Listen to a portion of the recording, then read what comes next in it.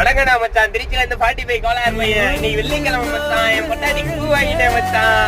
என் பொண்டாட்டி பூக்கு 2 முழம் 50 ரூபா மச்சான். தகன்னு பின்றாப்லையா பாத்தீங்க மச்சான் பூவை. மீண்டும் இன்னொரு வீடியோ சந்திக்கலாம். அதுவரை விடைபெறுவது 45 கோளாறு பையன். மீண்டும் இன்னொரு வீடியோ சந்திப்போம். டாட்டா பாய் பாய். வணக்கம் மச்சான். திருச்சி கணக்குள்ள கரெக்டாரு நிறைய மச்சான்.